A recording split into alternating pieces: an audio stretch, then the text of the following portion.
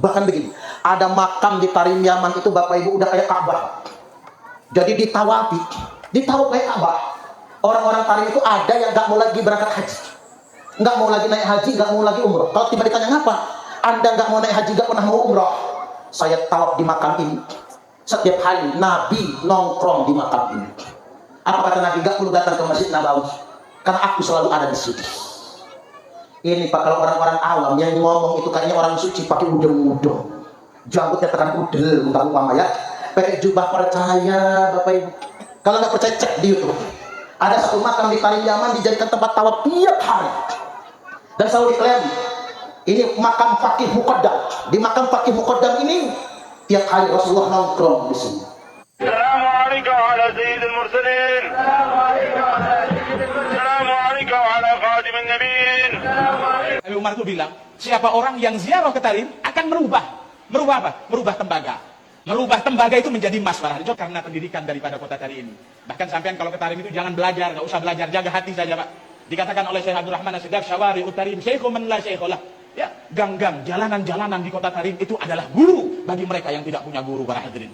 Ya, bahkan di dalam kalam salaf dikatakan Habib Alwi bin Syahab itu Ainut Tarim itu beliau tidak pernah keluar sama sekali dari kota Tarim, nggak pernah keluar. Hatta haji dan umroh nggak pernah. Tidak pernah sama sekali beliau. Ya, beliau keluar dari kota Tarim dua hal saja, ziarah Nabi Hud dan hadrahnya Habib Ahmad bin Zain Hautah. Itu aja. Bahkan haji dan umroh enggak. Ketika ditanya, Habib, kenapa engkau enggak haji, enggak umroh? Beliau mengatakan, ana asyum raihatan Nabi inda ziarah Faqihil Muqaddam. Aku cium baunya Rasulullah setiap hari Nabi itu di magomnya Faqih Muqaddam. Ya, katakan ya oleh ahli syair, baladun toba maskanuha walaha rabbur rahim, fa idza sa'alat al falasifatu yaqul jannatu dunya tarim. Ya, surganya dunia itu Tarim, walaupun bangunannya itu tanah. Yang belum berangkat ke Tarim semoga bisa ziarah. Selain ada Ka'bah palsu yang kemudian orang tawaf di sekeliling kuburan di Tarim Yaman ini, juga ada semacam raudhah palsu. Jadi di Tarim juga ada raudhah palsu. Jadi di sini kita bisa melihat fenomena klan Ba'alwi telah membangun klaim-klaim spiritual keagamaan ini telah menyerupai semacam agama palsu. Ritual-ritual palsu kemudian yang dibangun atas dasar klaim bahwasanya mereka sebagai cucu Nabi. Jadi sebetulnya ini harus segera ditanggapi oleh segenap umat di dunia internasional, dan juga mesti diantisipasi oleh semua ulama yang ada di Indonesia. Pusatnya Al-Idrus di sini. Dan nanti dari sini ke makam Habib Abdullah bin Ali Al-Haddad yang dikatakan jalan menuju makam itu termasuk daripada taman-taman surga. Nah, nanti waktu jalan itu sampai kita berdoa apa yang kita ingin doakan untuk kita, keluarga kita, dan umat Nabi Muhammad. Ingat bahwasanya kita semua punya kewajiban untuk meluruskan perkara ini.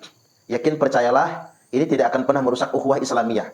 Ini semata-mata ingin meluruskan agar ajaran Islam ini tidak termanipulasi, agar tidak ada kemudian semacam ersat religion, agama palsu, yang dia mirip dengan agama asli, tapi lantas kemudian ajarannya kemudian berusaha menyaingi agama aslinya. Hari ini kita disodorkan dengan sekelompok orang yang ngaku-ngaku cucu Nabi, tapi mereka ingin dimuliakan, minta dihormati, dan minta dilayani seolah-olah mereka adalah Nabi. Ini kan parah ini. Sekelompok orang ngaku-ngaku sebagai cucu Nabi, tapi mereka mengindoktrinasi umat untuk memuliakan mereka, klan mereka, bahkan minta umat kemudian melayani mereka, dan disamakan dengan penghormatan umat kepada Nabi. Ini persoalan tersendiri. Artinya memang ini ghulu dalam beragama, dan ini justru akan menciptakan kepalsuan yang mengatasnamakan agama. Kami adalah laskar sabilillah, pecinta walis romo dan para anbiya, pewaris peradaban Islam di Nusantara, hingga berkibar bangsa Indonesia. Terkhusus yang terhormat Sahibul Bait, Sahibul Hajat, Bapak Haryadi selaku Kepala Pokon Madaraya. Pak Haryadi ini janggutnya mantap ya. Cuman tadi waktu sambutan perutnya agak ditekan ya, biar gak nongol.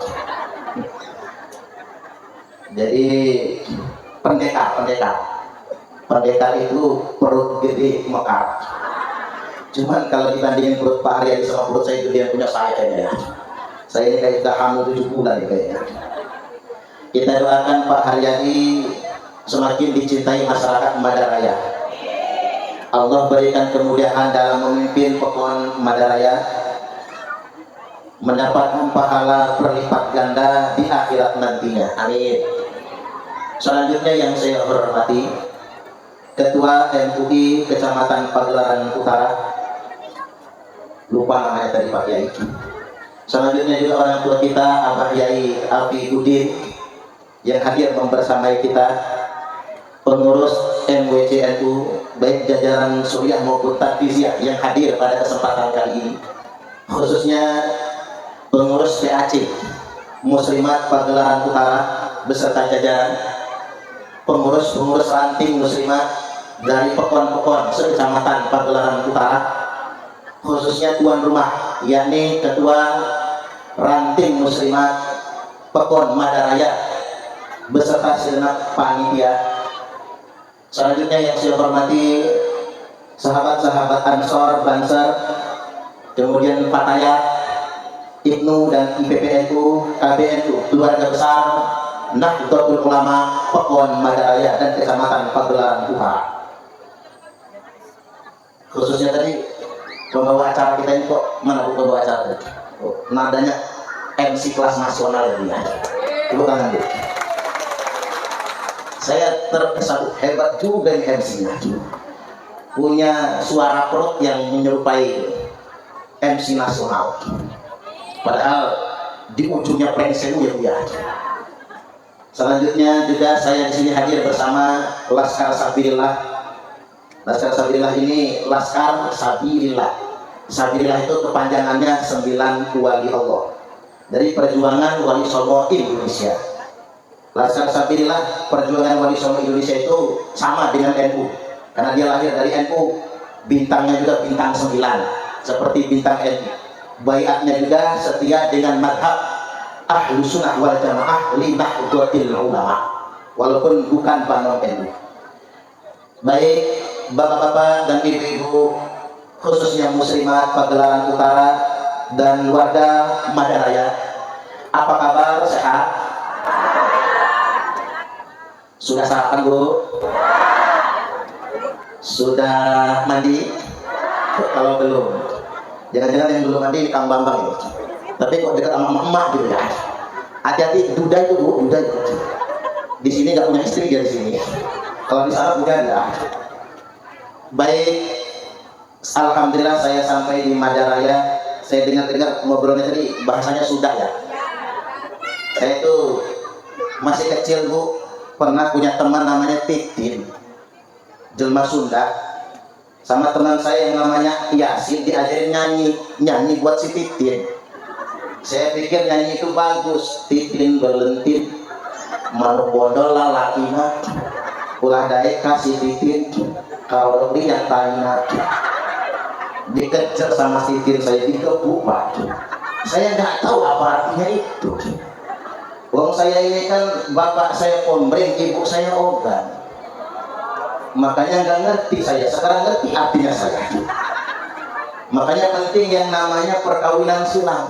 Jeung semende nikah dengan orang Sunda, jalma Sunda nikah sama orang Jawa, biar kesepahaman. Ada bapak-bapak orang Ogan nggak bisa bahasa Indonesia, bisanya bahasa Ogan, nawar sama pedagang orang Sunda. Cek, ini jering berapa Cek? Jering itu jengkol. Ini jering berapa? Oh jengkolnya 5.000 sama engkau kata si Cek. Ini yang dibungkus apa Cek? Sarwah. Sarwah ini berapa Cek? Ya 5.000 juga. Ya sudah, ini jering 5.000, sarwahnya 5.000. Masukin kantong plastik, dibayar 10.000. Sampai di rumah istri bertanya, "Dange kamu beli ini?" Kamu bahasa Ogan itu kan lembut. "Dange kamu beli ini, beli apa?"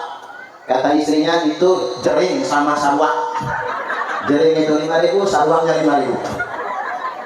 Begitu dibuka sama istri, apa kata istrinya? "Oi kamu, sarwah itu jering jengkol lah, sama saja. Semegikina sarwa ene sami mawan gegor-gawroh." Makanya kita Indonesia bangsa dengan beragam suku, beragam bahasa, beragam kekayaan budaya. Kita nyebutnya Bhinneka Tunggal Ika, berbeda-beda namun kita tetap satu jua. Alhamdulillah kita hadir di sini. Kula niki asmane arana Suparman Abdul Karim. Namanya Suparman sanes tiyang Jawi. Bapak saya Pombreng itu kayak Lampung.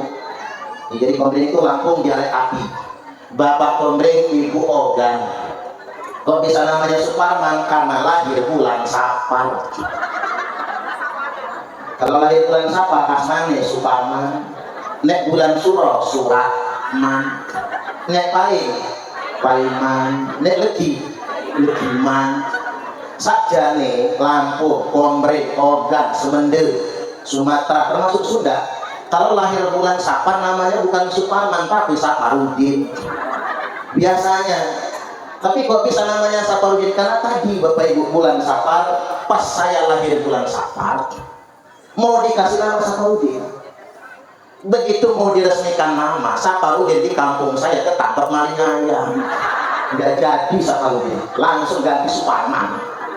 Suparman ini kalau di Amerika bisa terbang. Ya sama aja tulisannya Suparman. Cuman bedanya Suparman nang Amerika celananya di luar. Tapi kalau Suparman di Lampung celananya nyumput di dalam. Nama Suparman ini walaupun rodok katrok, ini nama terpopuler nomor 8 se-Indonesia. Kira-kira populer apa pasaran kira-kira? Pasaran ternyata. Baik, saya tinggal di Waidadi Baru, Sukarame, Bandar Lampung. Kemudian ngasuh pondok pesantren Rahmatul Ummah As-Salafiyah An-Nahdiyah di Fajar Baru, Jati Agung, Lampung Selatan. Kemudian mantan ketua LDNU PWNU Provinsi Lampung. Sekarang menjadi kader NU karena saya sedang ngurus PWI. Saya ini ketua pengurus wilayah Perjuangan Wali Songo Indonesia Provinsi Lampung. Dan kalau di MUI Pak, saya di Komisi Dakwah Majelis Ulama Indonesia Provinsi Lampung. Dan kalau di negara saya ini ngurus di FKPT, Forum Koordinasi Pencegahan Terorisme. Ngurusin teroris yang ditangkap di Pagelaran ini maksudnya. Pagelaran Lampung Tengah gitu. Jadi bekerja sama dengan Densus 88 anti teror Mabes Polri. Makanya ceramah saya banyak tentang teroris juga. Hadirin wal hadirat rahimakumullah, sekedar itu dulu perkenalan kita, tidak berpanjang mukadimah. Tema kita hari ini tak tengok sebentar takut lupa. Penguatan peran muslimah atau muslimat dalam dakwah Islamiyah An-Nahdiyah. Ini yang bikin tema siapa ini? Ya kok pinter gitu buat saya. Kan temanya keren gitu. Penguatan peran muslimah dalam dakwah Islamiyah An-Nahdiyah. Bicara tentang peran muslimah, peran emak-emak ini syarat utama agar kita bisa berperan dalam dakwah Islamiyah An-Nahdiyah. Syaratnya mesti menjadi wanita solihah. Iya Pak ya? Iya Pak ya? Ibu-ibu ini sudah solihah belum? Belum? Jujur amat sih Bu. Ini jujur namanya, bagus. Dikatakan bahwasanya Rasulullah SAW telah bersabda untuk jadi parameter wanita solihah. Innal mar'ata idza shallat khamsaha. Sesungguhnya seorang istri apabila dia sudah sholat 5 waktu, wa shamat syahraha, lalu dia puasa Ramadan sebulan penuh, wa shamat syahraha, wa hafizat farjaha, lalu dia menjaga auratnya, nutup aurat, wa ata'at zaujaha, dan yang keempat dia taat kepada suaminya.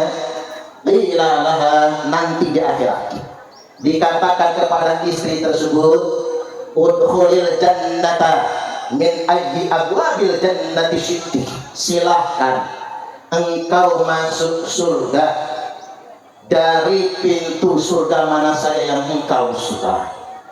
Sesungguhnya wanita satu sudah sholat 5 waktu, yang kedua puasa Ramadan, yang ketiga tutup auratnya, yang keempat taat suaminya. Udah belum? Saya tanya tak jawab ya. Sudah sholat 5 waktu? Sudah. Ramadan puasa? Puasa. Aurat ditutup? Tutup. Sama suami taat? Taat? Pede amat.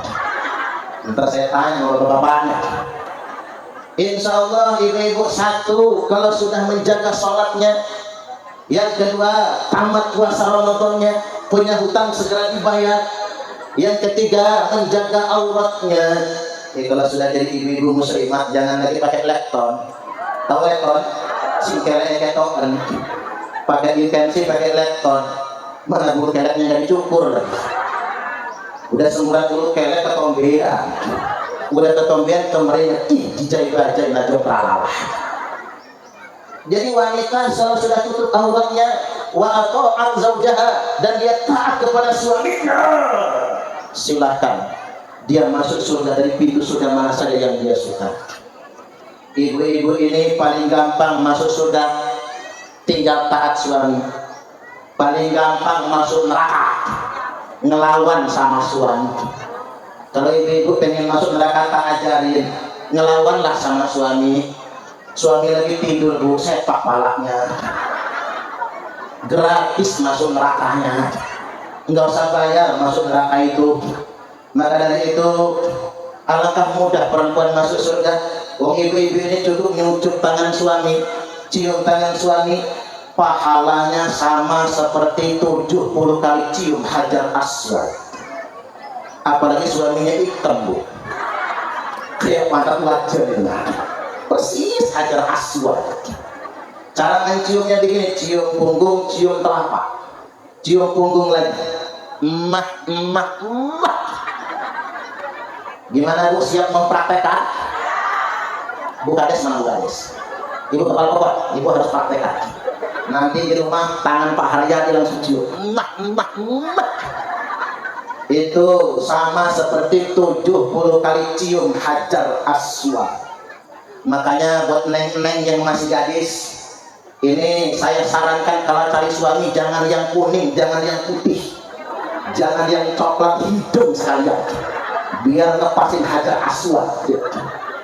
Ibu-ibu nyuci baju suami, dari satu helai baju ibu-ibu akan mendapatkan 1000 pahala, dicabut 2000 dosa. Enak jadi perempuan itu. Berhitung saja ibu-ibu kalau nyuci baju sehari 10 lembar, 2 celana dalamnya alias cangcut nak. Bapak-bapak itu ganti nggak sih bu? Ganti. Kalau itu yang dipakai, pantasan budikan ya. 2 celana dalam, yang ketiga kaos dalam, yang keempat kaos oblong, yang kelima kemeja panjang, yang keenam kemeja pendek, yang ketujuh baju koko, yang kedelapan kolor pendek, yang kesembilan celana panjang, yang ke-10 sarung. 10 saja ibu-ibu nyuci pakaian suami sehari, ibu-ibu akan mendapatkan 10.000 pahala, dicabut 20.000 dosa. Makanya bu, kalau habis bikin dosa, nyuci baju. Bajunya sudah bersih semua, yang bersih cuci lagi. Oh, mubadir, kalau takut mubadir tanya lakinya, Pak, apa kolornya mana Pak? Ya gua pakai lah, lepas lah. Kirain mau nyuci apaan, mau ngajak apaan, ternyata nyuci kolor ya. Enak ibu-ibu dapat pahala. Jadi jangan sampai dibebani. Kok jadi istri cuma diwajibkan buat taat? Tidak dibebani sebetulnya. Saya tanya sama panjenengan, biar nggak merasa dibebani jadi orang muslim, jadi seorang muslimah. Masa kewajiban siapa? Salah. Ini wajib salah. Makanya penting saya datang ke Madaraya itu, biar bapak ibu ngerti hukum hak kewajiban. Masak nasi kewajiban siapa? Suami. Ulang lagi bu. Masak kalau nasi kewajiban siapa? Suami. Yang serempak. Masak nasi kewajiban siapa? Mantap. Besok jangan masak bu. Pengen tahu keahlian masaknya kayak apa? Masak nasi kewajiban suami, ini hukum Islam. Nyuci baju kewajiban siapa? Suami. Ngepel rumah kewajiban siapa? Suami. Ngasuh anak kencing berak yang nyebotin, ganti pempes popok kewajiban siapa? Suami. Nyari duit, nyari nafkah kewajiban siapa? Suami. Menyekolahkan anak kewajiban siapa? Suami. Nah, bapak-bapak, Pak Yai Ketua MUI penting juga ini. Itu kewajiban suami, ini hukum Islam. Saya mendukung fatwa Majelis Ulama Indonesia, mudah-mudahan segera keluar fatwa tahun 2024, masak, nyuci, ngepel, dari duit, kepalain anak, kewajiban suami. Kewajiban istri kepada suami itu cuma satu. Makanya saya ceramah di kota Menggala, Tenggala, Pulau Bawang. Ibu-ibu di Menggala berdiri semua. Pikir saya mau bubar pulang, ternyata ngangkat jempol tangan. Bagus Pak Ustaz. Baru kali ini Ustaz ngebelain kaum perempuan. Karena kewajiban istri kepada suami itu cuman ada satu. Kerhiji. Wah, cuman satu saja. Yakni taat perintah suami. Cuman itu. Makanya Bu, kalau disuruh suami masak, masak. Kalau disuruh nyuci, Allahu Akbar. Kalau diajak masuk kamar, masuk. Kalau disuruh ngejetin, kata ibu di Menggala, ah gue gaul, usah. Sama kene sama, iya Bu. Prakteknya sama, tapi prinsip yang beda. Makanya ibu-ibu mulai sekarang nyuci baju itu niatkan taat suami, ngerumat anak niatkan taat suami, ngurus rumah tangga nyuci gosok niatkan taat suami, keluar pengajian izin suami kan? Halo, awas ini yang gak izin suami dosa. Keluar rumah berangkat ngaji muslimat izin suami, berarti ibu-ibu jalan dari rumah sampai ke majelis ini hingga pulang ke rumah lagi karena taat suami. Kalau semuanya ibu-ibu kerjakan karena taat suami, ibu-ibu masuk surga semua. Allahumma amin, amin ya rabbal alamin. Tinggal suami-suami saya, Kang Rohman, Kang Banser, udah mana? Udah mudut. Mana panitia awas rokok Banser jangan lupa. Banser ini pasien gak ada yang gaji. Banser itu apa istilah slogannya, seragam tuku dewe, ngepang rakyat dewe, orang ono bayarane. Nek lah rakwat balio, kalau nggak kuat pulang ya Mas. Kita doakan Kang Banser masuk surga. Amin, amin ya rabbal alamin. Balik lagi Bapak Ibu, kita yang laki-laki, bapak-bapak, walaupun cuma beberapa orang yang hadir pada kesempatan kali ini mesti sadar, masa nyuci, kerja, nyekolahin anak kewajiban suami. Tapi karena suami nggak sempat nyuruh istri, maka suami wajib terima kasih dengan istri. Dengerin itu bapak-bapak. Sekali-kali ngapa sih ngomong terima kasih mama, terima kasih mama, capek mama masak, capek mama nyuci, itu kan kewajiban papa. Kalau papa nggak sempat, papa ngomong mama taat sama papa, maka papa doakan semoga mama masuk surga. Ibu, Pak, istri juga akan begitu. Resep di hati Bapak Ibu, sumringah bahagia. Istri bikin kopi, begitu disodorkan ke suami, makasih ya Ma, papa janji gak akan kawin lagi. Langsung bikin kopi lagi. Kan jarang-jarang suami terima kasih sama istrinya gak Bu? Jarang-jarang. Oke, mulai sekarang lah Pak Hadi harus rajin terima kasih sama istri. Bapak-bapak harus rajin terima kasih, sekali-kali panggil istri Mama Kadiyo, Mama naon atau Papa, Mama sedang membersihkan teletong. Duduk istri gemeter, pikir Pak kepala pokok mau izin kawin lagi. Pikir gitu. Duduk Mama, rokok kantong kiri kanan Pak, agak seret. Tarik duit 15 juta. Agak banting. Ini uang apa Bapak? Kata si laki, ini uang belanja Bapak. Buat beli beras, bayar token listrik, ongkos anak sekolah, cicilan kulkas, cicilan Tupperware Mama, cicilan baju muslimah yang belum lunas. Udah lunas nanti? Awas tuh kalau belum lunas. Buat arisan kira-kira cukup Mama? Cukup Papa. Malah ada sisanya. Kalau sisa simpen sama Mama. Begitu bini ngekep duit 15 juta mau nyimpen ke kamar, nanti dulu Mama. Naon dulu atuh Papa.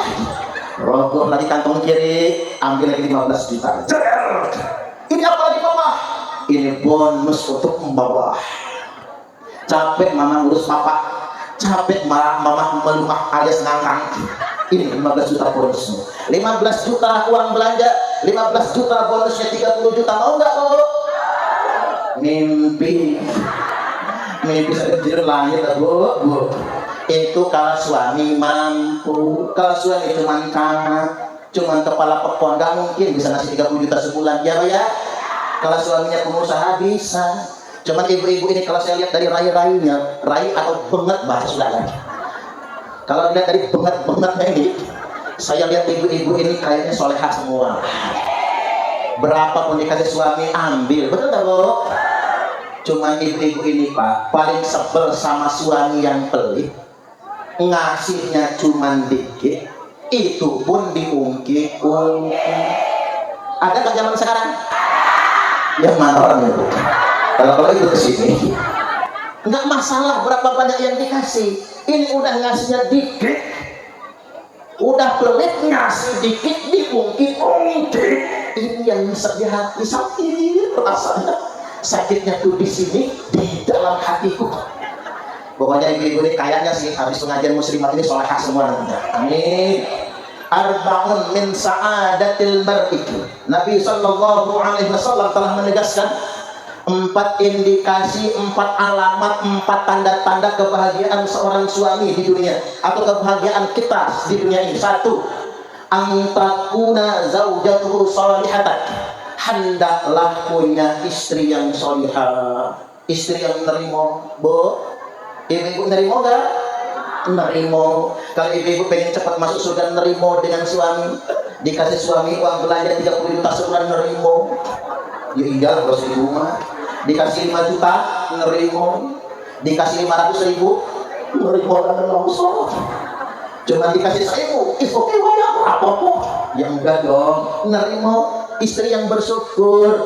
Karena begini, tanyalah rahasia hati setiap laki-laki. Karena saya laki-laki, saya bisa merasakan perasaan laki-laki. Pada akhirnya kebahagiaan seorang laki-laki bukan punya mobil mewah, bukan punya motor sport, bukan karena punya sepeda yang lagi trendy, bukan karena punya sawah yang lebar, bukan karena punya kebun yang lebar, yang luas, bukan.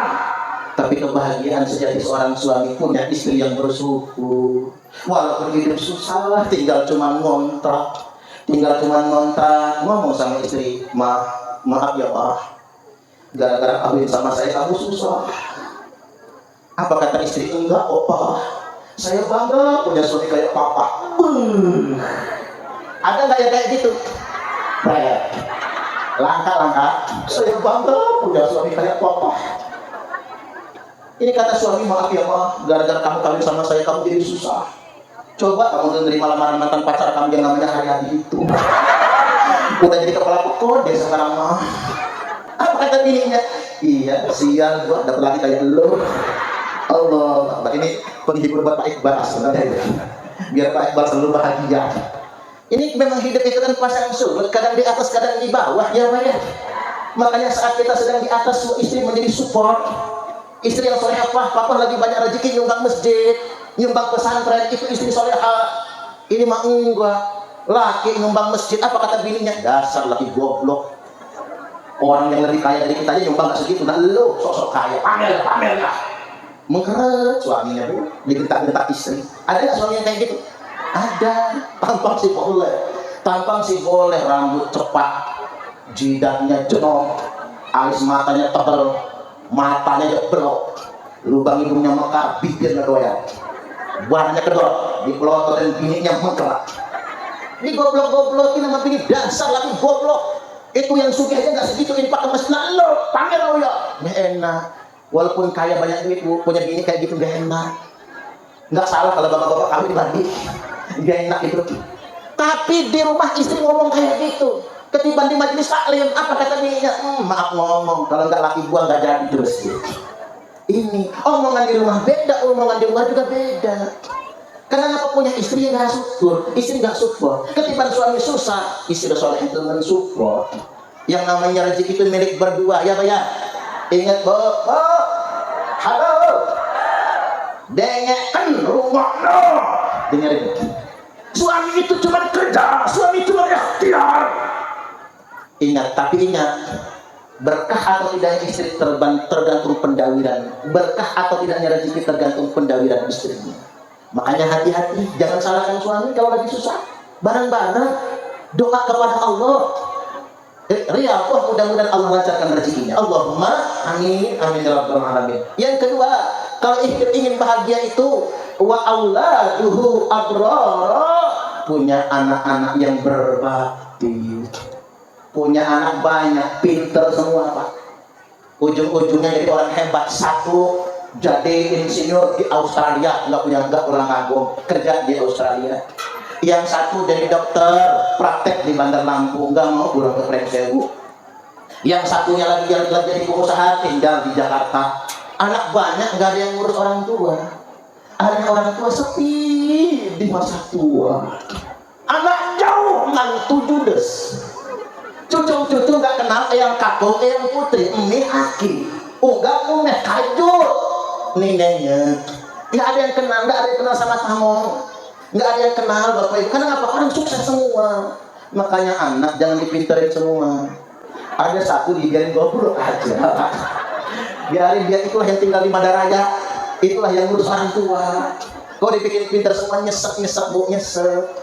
Makanya nih kepada warga Madaraya yang masih punya orang tua, mumpung lagi ngaji tak pesenin, bakti sama orang tua, diurus dengan baik. Kalau engkau memperlakukan orang tua seperti raja, maka rezekimu pun akan seperti rezeki para raja.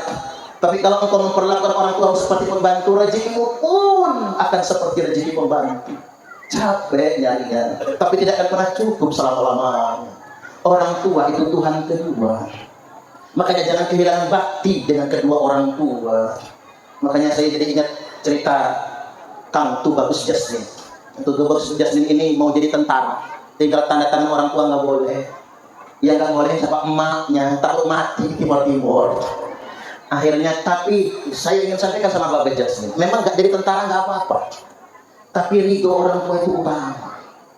Karena rumangsa orang tuanya punya anak lanang cuma satu, mati pula pikirnya nantinya, mati perang di timur-timur. Rumangsa bakti sama orang tua, ngurus orang tua, itu yang terpenting. Makanya Bapak Tubagus Jasmin ini punya istri, mu'alaf istrinya dari agama Katolik masuk Islam. Mu'alaf Bapak Ibu, punya istri ngurus anak-anak dengan ikhlas, ngurus mertua dengan ikhlas. Nanti dipotong dikirim sama ibu di rumah biar dia senang. Perjuangan merumah suami, merumah anak berapa 8 ya?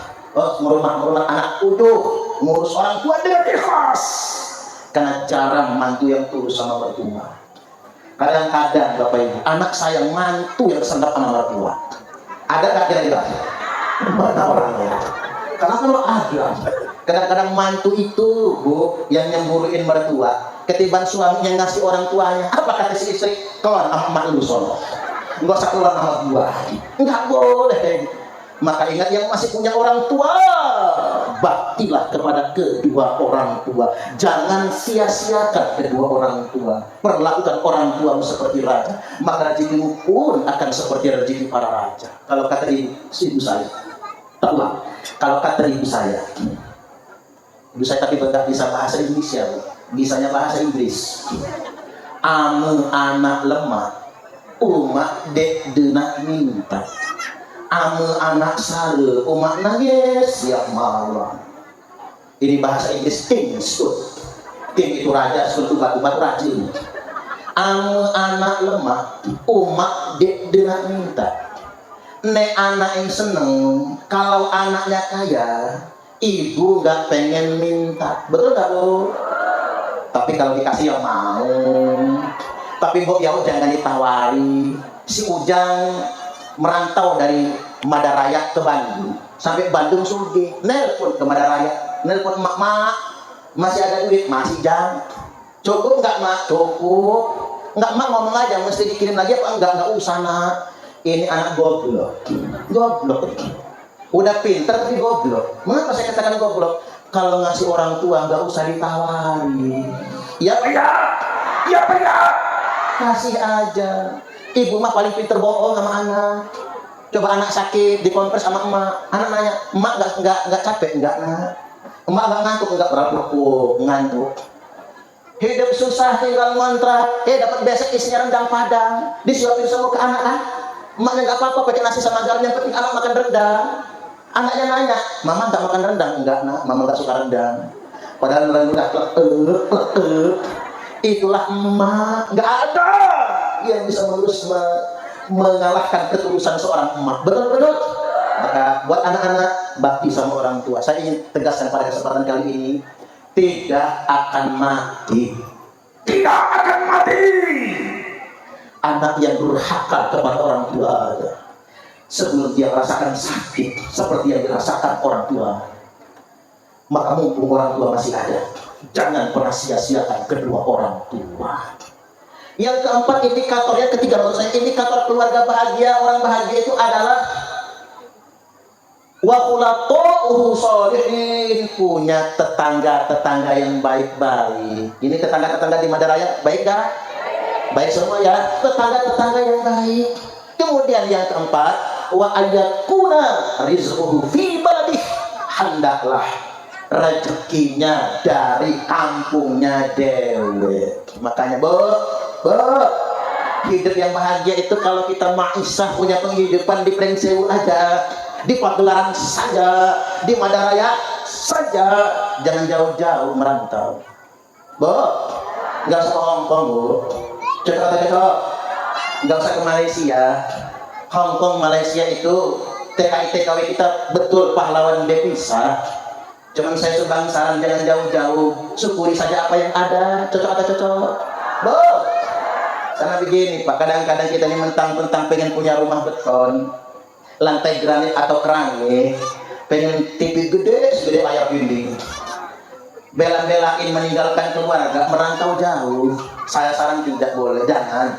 Tapi kalau memang banyak utang, ya Pak Kepala Pokon nggak bisa bayarin, Ketua MUI nggak bisa nanggung, datang ke Kiai bukannya dikasih duit malah dikasih doa, umpama ya.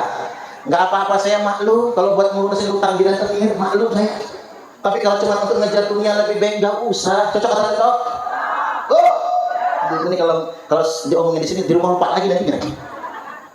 Saya bercermin sama ibu saya. Nih, Babe Jasmine yang sudah ke rumah ibu saya. Rumah ibu saya itu kayu bukan beton. Panggung setengah tiang, dindingnya kayu, atapnya genteng. Tinggal di kampung, di tengah kebun, jelma leuweung cenah. Unggul kata orang Jawa mah. Tapi ibu saya hidup bahagia, nggak punya utang, nggak saingan sama tetangga, syukuri apa yang ada. Hidup yang paling sengsara itu kalau melihat nikmat orang. Tetangga beli kulkas panas, tetangga beli motor gemeter, tetangga beli mobil menggigil, tetangga beli tepok-tepok, tetangga beli cek-mencek. Sosoro hidup yang kayak gitu. Ayo kita syukuri apa yang ada. Yang penting hidup ini nggak punya utang. Cocok atau cocok? Hidup yang paling bahagia itu kan nggak punya utang. Sehat walafiat, makan enak. Maka damaikan hidup kita, jangan bersaing akan dunia. Alhaakumut takatsur hatta zurtumul maqabir. Bermegah-megah telah melalaikan kalian semua sampai kalian dijejalkan di dalam kubur. Nggak ada habisnya berlomba-lomba akan dunia. Halo? Tak minum dulu ya.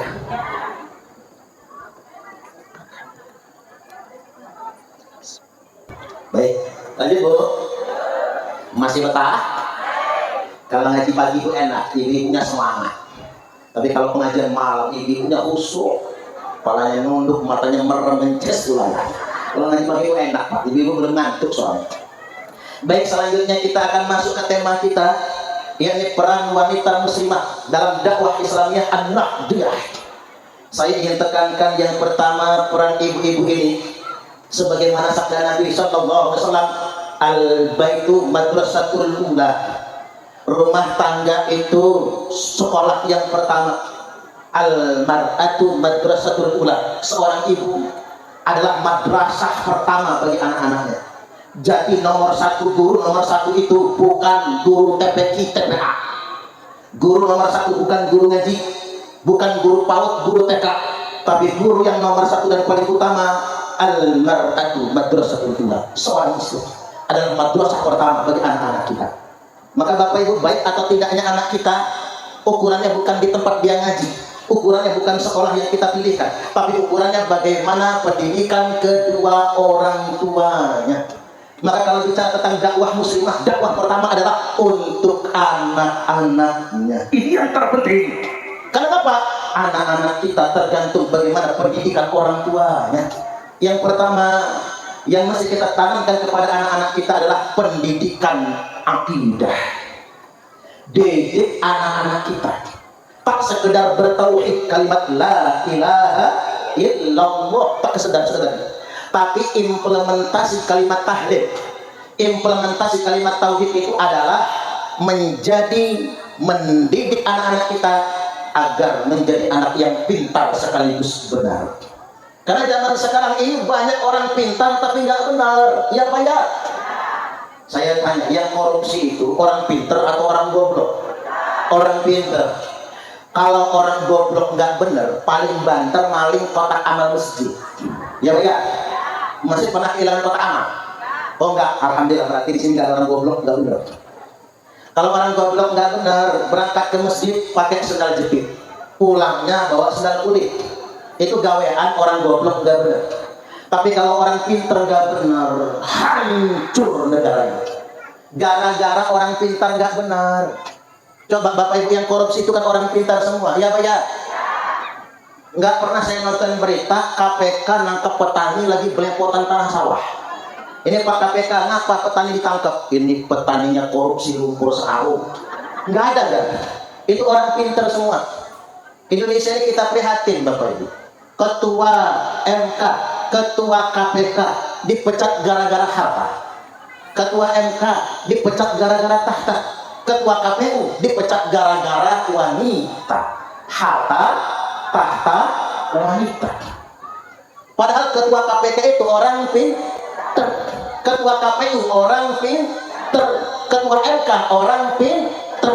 Yang korupsi orang pinter. Itu kerjaan orang pintar semua.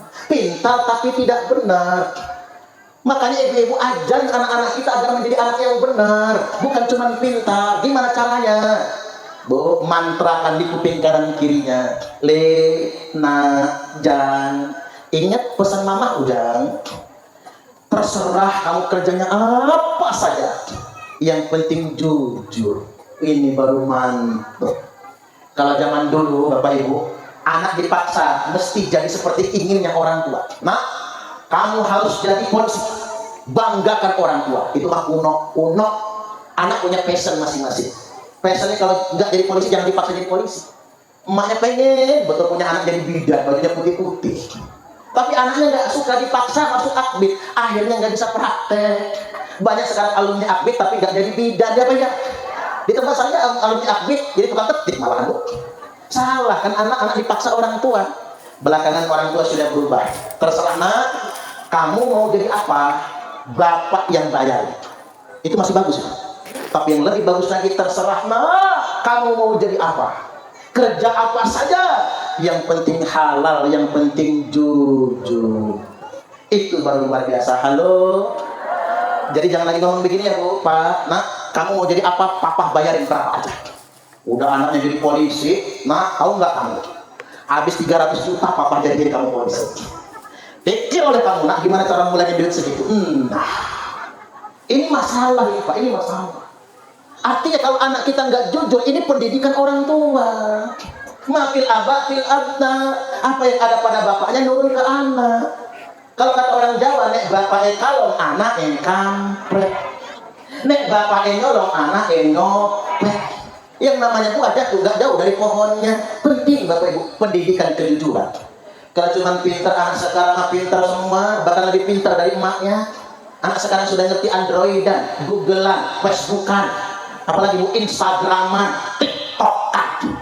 Emaknya udah pintar uji TikTok ada tuh. Pintar, gue nggak kalah. Anak-anak sudah pintar semua. Makanya ada sebuah anekdot ini. Halo, oh maaf, saya kok dari tadi nggak mandang yang cantik-cantik serba-serba ya. Halo, subhanallah. Saya doakan walaupun saya nggak ngadep sana, ibu-ibu masuk surga semua. Amin, amin ya rabbal alamin. Ini ada cerita Bapak Ibu, anekdot. Dulu SMA praktek, disiapkan segenggam cacing. Tahu cacing? Langsung orang suka cacing nào?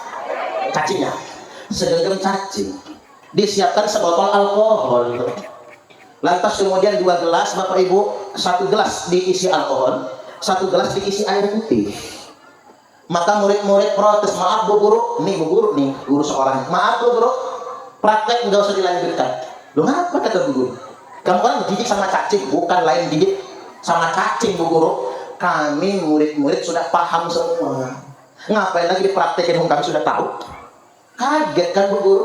Murid zaman sekarang lebih pintar dari gurunya. Oke kata Bu Guru, kayak mana kalian mempraktekannya? Ibu nonton kalian yang praktek. Sama murid-murid praktek. Segumpalan cacing diparok. Separuh masukin gelas yang isinya air tawar, separuh masukin gelas yang isinya alkohol. Didiamkan setengah jam, udah lewat setengah jam, kata murid-murid, lihat Bu Guru, praktek menunjukkan cacing yang masuk alkohol mati semua, tapi cacing yang masuk air tawar masih hidup Bu Guru. Maka praktek menunjukkan kalau kita ingin bebas dari cacingan, banyak-banyak minum alkohol. Astagfirullahaladzim. Itu anak kita loh. Itu anak kita. Kau dipikir-pikir dia agak masuk akal. Cacing masuk air tawar hidup. Cacing masuk alkohol mati. Pantesan anak muda zaman sekarang demen mabok. Ngapa kamu mabok? Ya nggak cacingnya. Ternyata udah rajin mabok, cacingnya mati-mati. Akhirnya miras dioplos, begitu diminum. Bukan cuma cacing yang mati, orangnya mampus juga akhirnya. Nah, praktek tadi menunjukkan sebuah sinyal, men. Banyak anak-anak yang pintar tapi tidak benar. Maka peran pertama dakwah ibu muslimah yang pertama, didik anak-anak kita jadi apapun dia. Yang penting jujur. Kata orang, jadi asisten rumah tangga itu biasa, tapi kalau jujur luar biasa. Orang semua sayang. Jadi pekerjaan apa sih yang penting halal dan jujur, itu kuncinya. Karena mengapa Indonesia ini rusak gara-gara kerjaan orang yang nggak jujur. Makanya saya sebel betul sama pejabat-pejabat yang di atas. Kalau sama kepala pokon nggak sebel saya.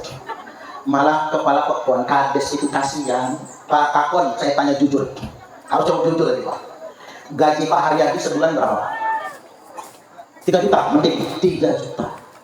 Gaji 3 juta itu Bu, untuk membalas kunjungan aja nggak cukup, ternyata Bu Kades, nggak cukup.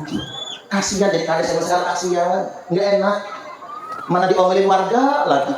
Wahnya bagi BLT, bagi bansos, apa kata warga? Seirit, kepala pot.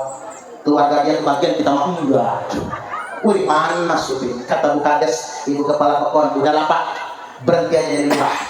Gaji nggak seberapa, diomongin orang. Gini kata Pak kepala pokon, gini aja Mak.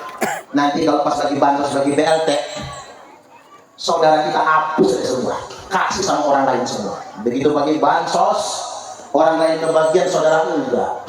Apa kata saudara? Enggak ada guna punya saudara yang kepala pokok.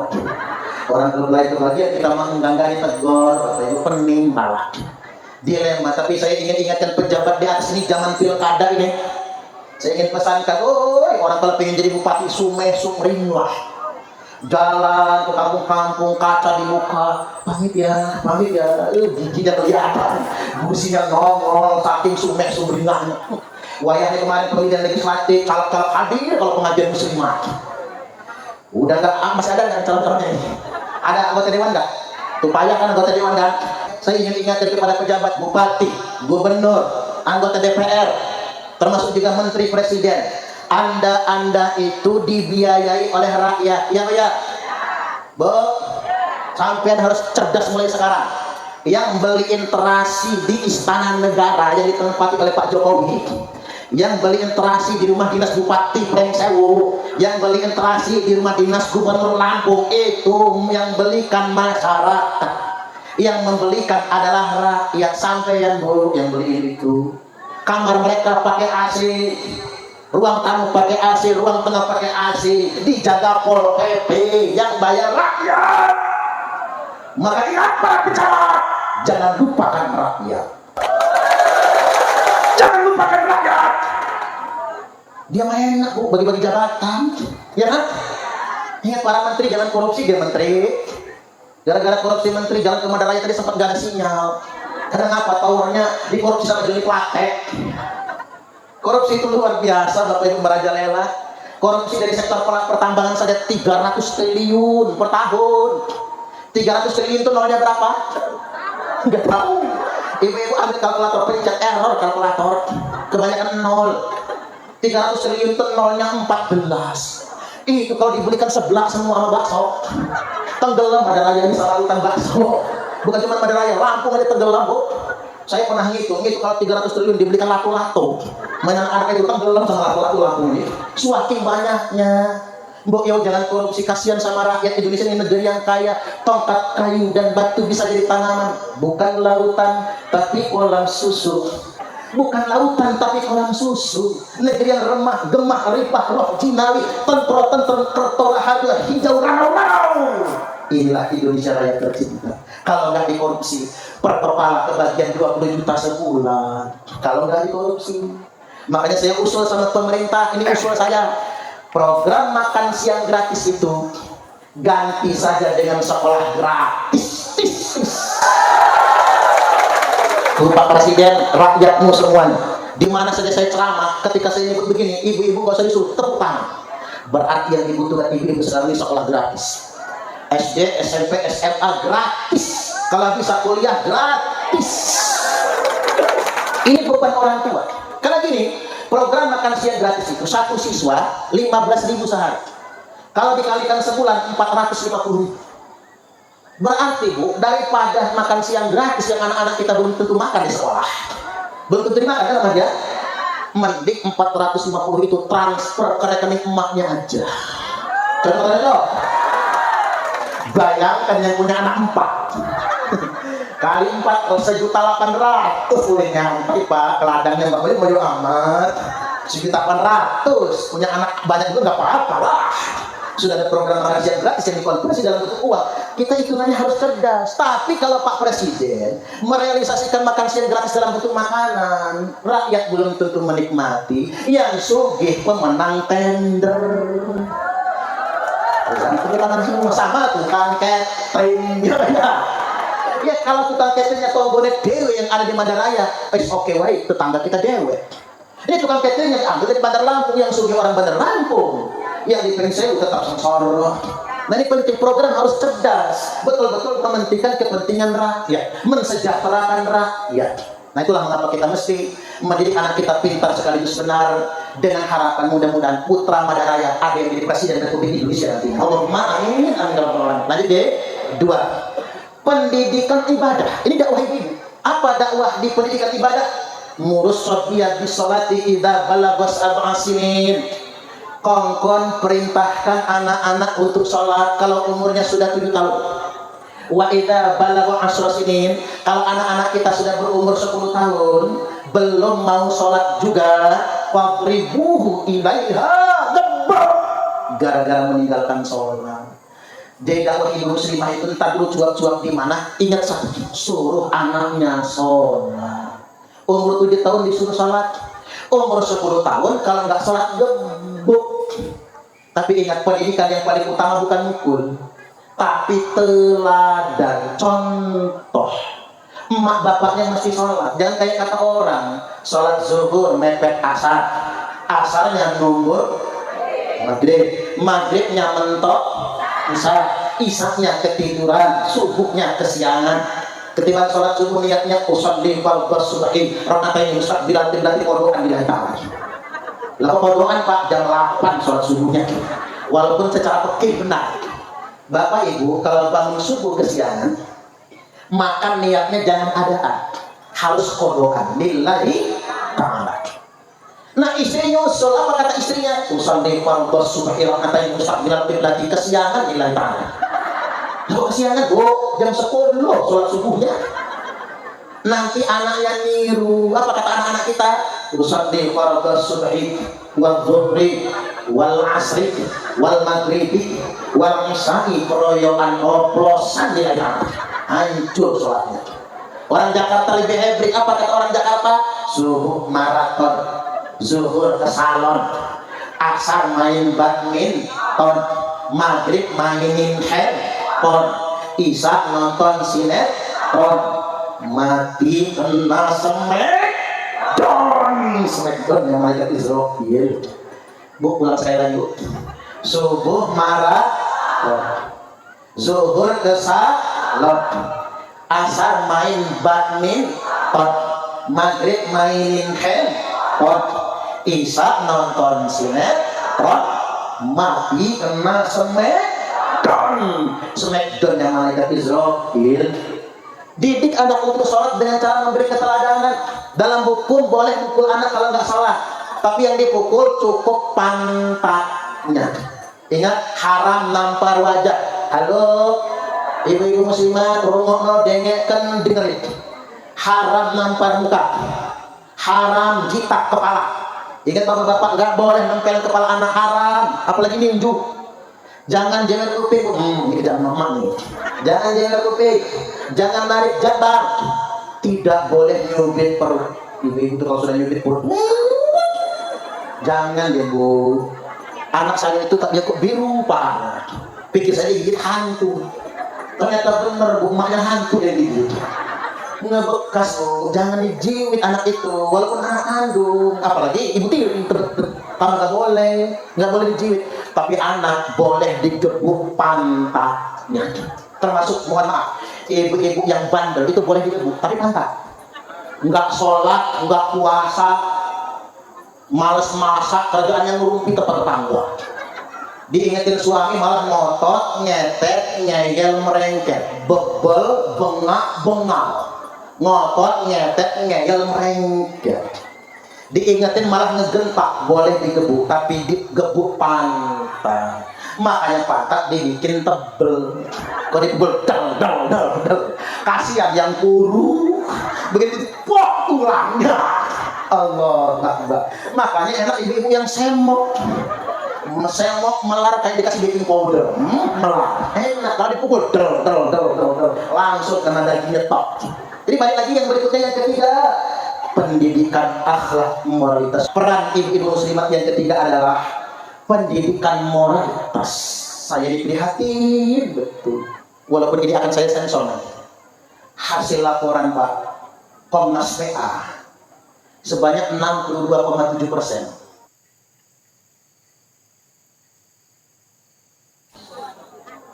Ibu masih perawan. Kadang bahasa. Pergaulan bebas merajalela. Lamun cek dul sumbang naon Bu? Lagunya dul sumbang yang runtah ya. Kulit koneng cangkang cau. Kuntu bodas tepung tarigu. Bibir berem-berem jaler hayam, panang coklat kopi susu. Kulit kuning cangkang cau. Kuntu bodas tepung tarigu. Bibir nak berem-berem jaler jaluk, panang coklat kopi susu. Cantik mah cantik, gelisnya gelis. Tapi sayang kelakuan siga setan. Goncengan sama cowoknya nanti dikerap. Sampai dikerap Pak. Makanya orang itu bisa dibedakan kalau goncengannya di tengahnya ditaruh tas, itu pasti laki bini. Ya lah, ditaruh tas kan Bu, di tengahnya itu laki bini. Tapi kalau goncengan di motor, pasti pacaran ya. Gimana Kang Bambang parah? Pasti pacaran. Apalagi tangannya ngegerayang-gerayang. Yang cowok begini-begini, yang cewek begini-begini, pasti pacaran. Kita ini kadang-kadang mesranya kebalik. Lagi pacaran, mesranya. Tapi begitu sudah nikah kayak musuhan, senep bawaannya. Ini jangan sampai sering bikin lupa, makanya hati-hati Bu punya anak, dijaga, Bu. Ibu-ibu kalau punya ayam perempuan, ayam betina, tiba-tiba ayamnya nggak pulang, hilang, kita menangkap. Kalau nggak dimalik orang ditangkap elang, kan gitu. Setelah 21 hari ayamnya pulang, bawa anak 10. Oh ternyata ayamnya itu nelor, selama ini hamil, nelor, telurnya 10 diangkrem, pantas sudah pulang-pulang, lagi bersalin, ngangkrem, Bu. Begitu netes dibawa pulang, anaknya 10. Nah kalau ayam tadinya hilang, begitu pulang bawa anak 10, senang nggak Bu? Senang nggak Bu? Senang Bu. Tapi punya anak gadis gak pulang-pulang, begitu pulang bawa anak, senang nggak Bu? Anak miring, punya ibu miring. Karena apa? Kita kadang-kadang lebih sayang sama ayam daripada anak gadis. Ayam nggak pulang, pekarangan orang dikelilingin Bu. Tetangga sampai tersinggung, apa sih? Enggak, ayam saya nggak pulang-pulang. Tersinggung tetangga, tapi anak gadis jam 11 malam belum pulang ke rumah, cuek aja. Kadang-kadang kita lebih sayang sama ayam daripada anak gadis sendiri. Makanya ingat pendidikan moralitas, jangan sampai orang tua kemudian menjadi lalai. Lanjut nggak? Masih tahu waktunya ya? Dikit lagi, tak minum dulu. Baik, di bagian akhir, karena peran wanita muslimah dalam dakwah Islamiyah an-nahdiyah. Nah, di bagian akhir kita akan bicara tentang peran dakwah Islamiyah an-nahdiyah. Apa itu? Pendidikan Islam wasatiyah dan watun. Karena NU ini Bapak Ibu sudah menegaskan dirinya adalah wasatiyah, umat wasatiyah, moderat, tengah-tengah. Jadi bukan yang ekstrim, tidak ekstrim kanan, tidak juga ekstrim kiri. Ingat kita akidah Ahlus Sunnah wal Jamaah, al-kufru amman qala la ilaha illallah. Kita mengendalikan diri kepada orang yang mengucapkan kalimat la ilaha illallah. Wala nukaffiruhu bidzambin, jangan gampang mengkafir-kafirkan orang. Wala nukhriju minal islami fi amalin. Jangan mudah memurtad-murtadkan orang. Nah, ini Islam wasatiyah. Jadi orangnya NU nggak boleh main kopar kafir. Kafir orang diomongin, kafir dewe orang dikate nong kata dawuh Mbah Wali Gus Dur Abdurrahman Wahid. Nggak boleh. Itu penyakit Bapak Ibu. Hati-hati kalau kita mengkafirkan orang, kafir balik ke sini. Hati-hati. Kalau kita menyalah-nyalahkan orang, salah balik ke sini. Saat tunjuk kita satu ke depan, ada 4 jari lain balik ke belakang. Hati-hati. Maka kita jangan mengkafir-kafirkan orang. Saya ambil contoh anekdot biar mak paham. Ini nggak boleh terlalu tinggi materinya Pak. Harus agak rendah dikit. Ada tukang cukur. Ada tukang cukur di Madaraya. Ada tukang cukur. Lagi nyukur rambut, dia ngomong sama yang dicukur. Tepuk tangan. Pak, mau tahu nggak apaan? Anak paling goblok di dunia. Lo siapa? Tuh di luar. Bejo namanya. Ada yang namanya Bejo nggak?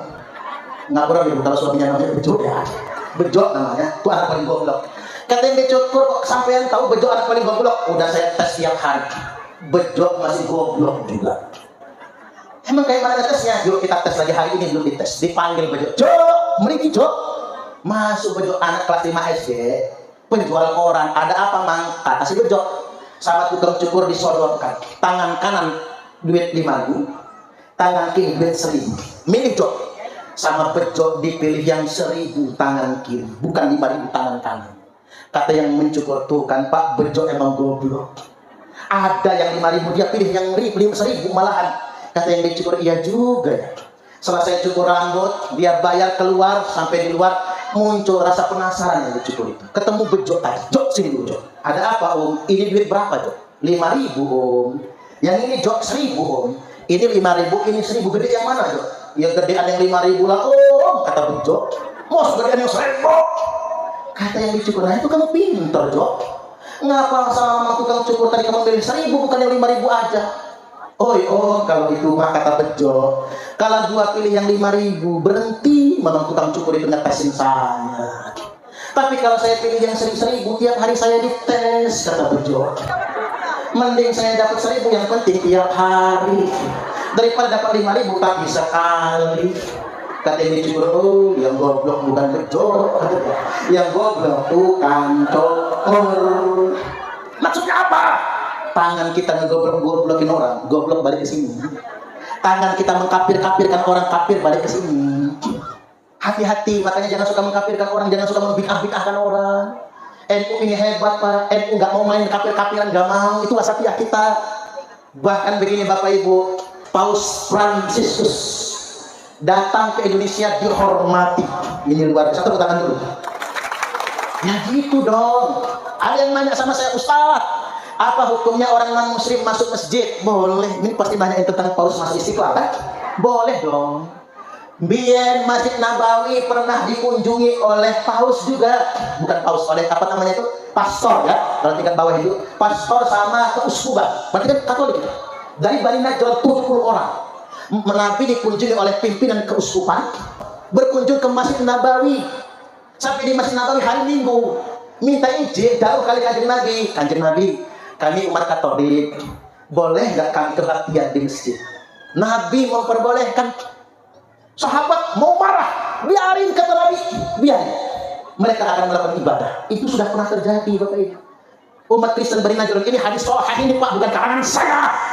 Artinya Nabi menunjukkan bagaimana toleransi kita kepada umat non-muslim. Karena Islam agama rahmatan lil alamin. Makanya Kang Bansa, jaga gereja boleh. Ada yang nanya sama saya, Ustaz, apakah ngawal gereja itu bagian dari toleransi? Jawaban saya, bukan. Bansa jaga gereja itu bukan toleransi. Bukan toleransi. Karena kalau toleransi itu orang Islam Jumatan, orang Kristen Mingguan, itu toleransi. Orang Islam Lebaran, umat Hindu, nyepiah, itu toleransi. Orang Islam Idul Adha, orang Buddha, Waisakan, itu toleransi. Orang Islam sholat, orang Hindu ibadat, itu toleransi. Bangsa jaga gereja bukan toleransi. Tapi bangsa jaga gereja itu rahmatul lil alamin. Itu rahmat bagi sekalian alam. Tepuk tangan dulu. Kita agama mayoritas memberi rasa aman dan nyaman kepada pengikut agama minoritas. Itu luar biasa. Ini nggak dapat kita kecuali di NU. Makanya bahagialah menjadi NU. Tapi yang jelas rumusnya begini, orang non muslim masuk masjid hukumnya boleh, tapi ada syarat. Apa syaratnya? Satu, minta izin. Dua, karena diundang. Kalau ujuk-ujuk masuk masjid nggak boleh. Orang Islam boleh nggak masuk gereja? Boleh. Satu, minta izin syaratnya. Atau dua, karena diundang. Misalnya saya diundang acaranya di gereja, saya datang, boleh karena saya diundang. Atau tukang bangunan kerja bangun gereja atau ngeramik gereja, ya boleh karena diminta, karena diundang, nggak apa-apa. Yang nggak boleh itu ujuk-ujuk, itu nggak boleh. Itulah toleransi namanya.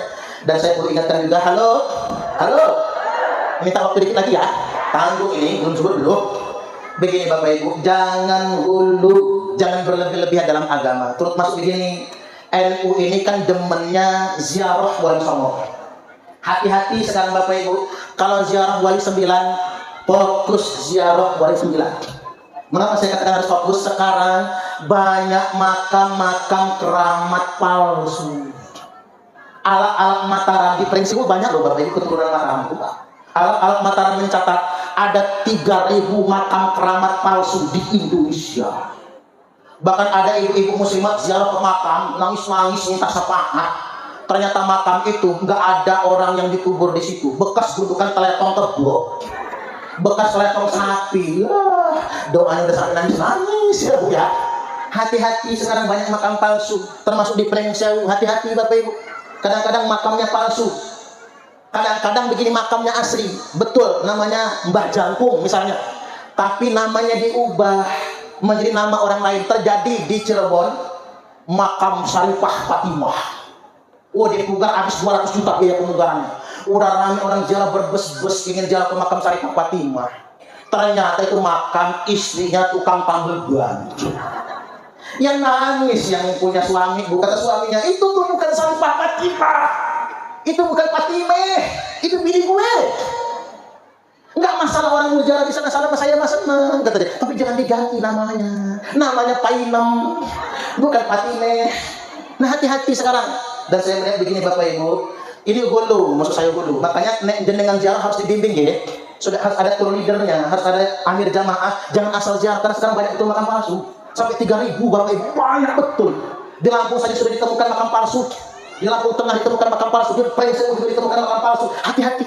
Dan selalu dibalut dengan keramat. Bahkan saya kaget, di Tarim Yaman banyak makam-makam palsu. Bahkan begini, ada makam di Tarim Yaman itu Bapak Ibu udah kayak Ka'bah. Jadi ditawaf kayak Ka'bah.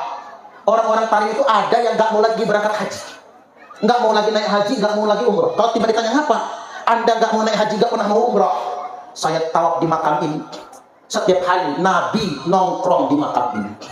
Apa kata Nabi? Nggak perlu datang ke Masjid Nabawi, karena aku selalu ada di sini. Ini Pak, kalau orang-orang awam yang ngomong itu kayaknya orang suci, pakai udeng-udeng, janggutnya tekan udel, umpama ya, pakai jubah. Percaya Bapak Ibu. Kalau nggak percaya cek di YouTube. Ada satu makam di Tarim Yaman dijadikan tempat tawaf tiap hari. Dan selalu diklaim ini makam Faqih Muqaddam. Di makam Faqih Muqaddam ini tiap hari Rasulullah nongkrong di sini. Ini mudillun, ini sesat, menyesatkan. Hati-hati, jangan sampai kita semua terperdaya. Maka saya mengusulkan kepada pemerintah Republik Indonesia, siapapun yang terlibat dalam sindikasi pemakaman palsu, membuat makam-makam keramat palsu di Indonesia ini, ada baiknya diproses secara hukum, tangkap dan pidanakan. Setuju atau setuju? Tuh kan? Pidana. Karena itu menipu Bapak Ibu, menipu. Bahkan memasukkan sejarah, nggak boleh dibiarkan sedemikian rupa. Saya khawatir nanti kayak Palestina Bapak Ibu. Palestina itu begitu.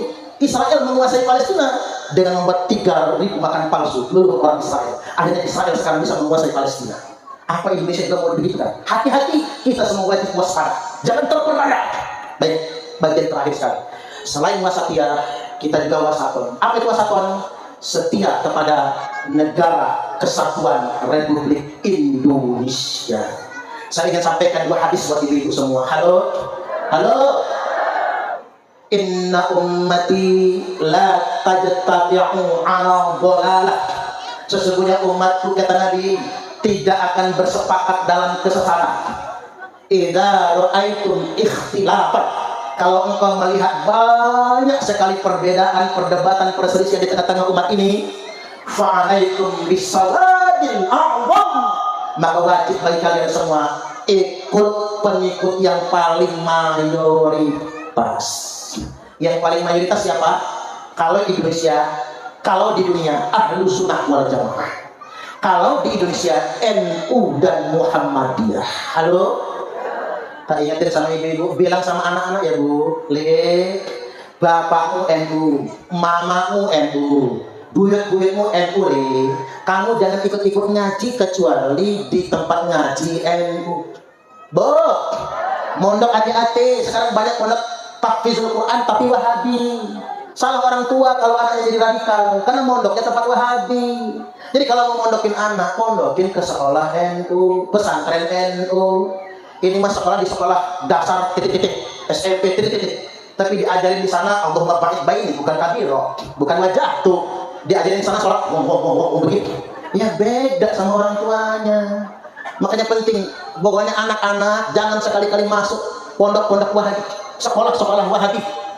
Kalau anak kita jadi Wahabi, salah jenengan dimasukkan ke sana. Begitupun yang Muhammadiyah, nah bapak Muhammadiyah, mak Muhammadiyah, kakek nenekmu Muhammadiyah, jangan masuk kelompok-kelompok radikal. Pesan sama anak-anak, pilih organisasi yang memang setia dengan NKRI, Bapak Ibu. Nah, hadis yang kedua, nanti umat ini akan berfirqah-firqah. Hanya ada satu firqah najiyah, hanya ada satu firqah yang selamat. Apa itu? Wahiyal jamaah, yakni al-jamaah. Apa itu al-jamaah? Yakni negara. Seandainya Bapak Ibu pening ber-NU ada, ber-Muhammadiyah tidak, LDII mau, nggak mau berorganisasi, nggak mau berfirqah-firqah, Pak, mau cari aman. Kayak TNI Polri kan nggak mungkin kan jadi NU Muhammadiyah, kan netral kan? Kalau mau aman, kelompok yang paling aman, paling selamat itu kata Nabi, negara. Yang penting kita setia dengan negara Kesatuan Republik Indonesia. Apapun adabnya, apapun Islamnya, walaupun jabut tekan udel, walaupun jidatnya sampai kapan, tapi dia ngajak kita melawan negara, ngajak kita melawan pemerintah yang sah. Kita boleh mengkritik pemerintah, tapi tidak boleh melawan, dosa Bapak Ibu. Ngajak melawan negara, memberontak kepada negara Kesatuan Republik Indonesia, maka itu sesat, menyesatkan. Karena Islam mengajarkan kepada kita setia kepada negara. Baik, sekarang kita tutup dengan yel-yelan. Siapa kita? Yang kenceng ya. Ulang lagi. Siapa kita? Siapa kita? Siapa kita? NKRI, Pancasila, Madaraya, Madaraya, Madaraya. Allahul muwaffiq ila aqwamit thoriq. Alhamdulillah cukup jelas dan gamblang ya saudaraku sekalian. Apa yang disampaikan beliau tegas, jelas, gamblang, mencerahkan masyarakat ya, agar kita warga negara Indonesia, khususnya warga NU dan semua ya masyarakat bangsa Indonesia, agar tidak mudah terbodohi oleh ajaran-ajaran yang tidak benar, ajaran-ajaran yang menyesatkan, ajaran-ajaran yang merusak agama Islam, agama yang kita anut selama ini turun-temurun mengikuti ajaran Wali Songo, ajaran kiai-kiai pribumi yang lurus, yang tidak ada tendensius apapun kecuali mencerahkan masyarakat agar masyarakat ini beragama sesuai dengan anjuran dan perintah Rasulullah Shallallahu Alaihi Wasallam, mengikuti ulama-ulama salaf yang jujur ya saudaraku sekalian. Dan kita bisa tahu bahwasanya ajaran-ajaran yang dibawa oleh klan Ba'alawi ini banyak sekali yang sangat meresahkan dan bisa jadi menyesatkan, dan banyak sekali khurafat ya.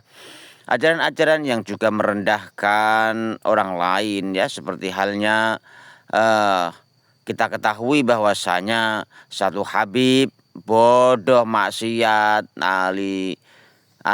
ya tukang maksiat, tukang minum dan lain sebagainya, ya tukang zina, sering disampaikan oleh penceramah-penceramah oknum-oknum Habib yang disampaikan bahwasanya satu Habib yang bodoh pun, yang ahli maksiat ya, itu pun lebih mulia dibanding dengan 70 kiai. Masya Allah, ini kan sangat merendahkan seorang kapasitas kiai yang kita ketahui bahwasanya seorang kiai di Indonesia ini adalah titel bagi seorang ulama atau tokoh masyarakat, tokoh agama yang mendidik, mencerahkan masyarakat ya. Ini yang harus kita pahami ya. Juga jelas disampaikan beliau bahwasanya ada di Tarim itu orang-orang yang tidak mau berhaji karena merasa sudah ada tempat yang mulia di sana, yaitu di makam Faqih Muqaddam ya, seperti halnya tadi disampaikan. Ini kan sangat berbahaya sekali ya kan.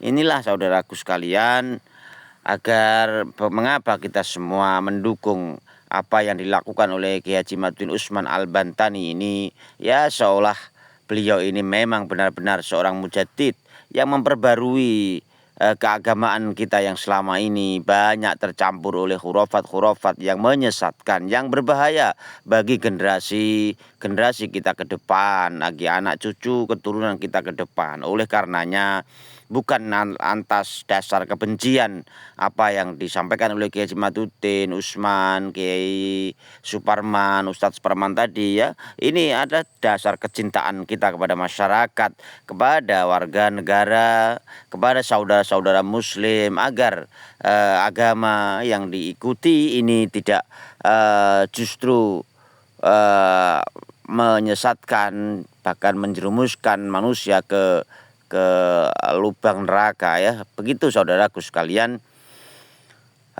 Semoga kita semua senantiasa dalam lindungan Allah, dimudahkan segala urusan kita, baik urusan duniawi, urusan ukhrawi ya. Agama kita ditolong oleh Allah, dalam beragama kita senantiasa ditunjukkan oleh Allah jalan yang lurus, jalannya Rasulullah Shallallahu Alaihi Wasallam, tidak mengikuti jalannya orang-orang yang dizolimi oleh Allah Subhanahu wa Ta'ala. Masalah nasab ini bukan masalah atas dasar kebencian kepada klan atau iri, dengki, hasud dengan klan yang lain, tapi hanya ingin membersihkan, meluruskan ya orang-orang yang berusaha mencantol, merusak nama suci Rasulullah Shallallahu Alaihi Wasallam. Ya, dan alhamdulillah sampai sekarang pun memang sudah 2 tahun ini belum ada upaya-upaya yang dilakukan oleh Ba'alawi ini yang bisa mematahkan apa yang temuan-temuan yang teman-teman yang didapatkan oleh Kiai Haji Maduddin Utsman Al-Bantani dan kawan-kawan, termasuk ya dari Dr. Sugeng ya mengenai tes DNA juga belum ada yang bisa membantah bahwa benar-benar tes DNA ini tidak bisa dijadikan patokan ya. Begitu juga dengan filologi ya saudaraku sekalian, kita semua paham semuanya, akhirnya kita bisa memahami apa yang terjadi di negeri kita Indonesia ini ya. Ya alhamdulillah, Allah ini adalah pertolongan Allah Subhanahu wa Ta'ala dengan Allah menurunkan, menggerakkan hati seorang Kiai Haji Maduddin Utsman Al-Bantani untuk melakukan penelitian. Ini bentuk pertolongan Allah kepada bangsa negara kita semua ya. Kita juga tahu bahwasanya upaya-upaya yang dilakukan oleh seorang pimpinan sufi yang ya juga kemarin ramai di Jatman juga ya, yang berupaya untuk ya merusak ya bahwa Jatman itu adalah Banom NU, namun ya kita tahu sekalian ya, inilah alhamdulillah Allah juga akhirnya buka ya tentang makam-makam palsu, juga Allah bongkar semuanya, Allah tunjukkan kita semuanya agar kita paham bahwasanya hal-hal yang tidak benar itu pasti akan dikalahkan, hal-hal yang benar itu pasti akan mendapatkan tempat sendiri dan pasti, namun untuk menegakkan kebenaran ini tidak mudah, dan pasti banyak hujatan caci maki ya, seperti halnya yang didapatkan oleh Kiai Haji Ma'ruf Ismail Al-Bantani dan kawan-kawan ya, dengan sematan-sematan yang sangat luar biasa, hinaan cacian yang sangat luar biasa. Namun alhamdulillah para kiai-kiai pendukung Kiai Haji Ma'ruf Ismail Al-Bantani dengan sabarnya terus mencerahkan masyarakat ya, membimbing masyarakat agar tidak terjerumus ke jalan yang disesat ya. Oke saudaraku sekalian, kurang lebihnya mohon maaf. Wallahul muwaffiq ila aqwamit thoriq. Wassalamualaikum warahmatullahi wabarakatuh.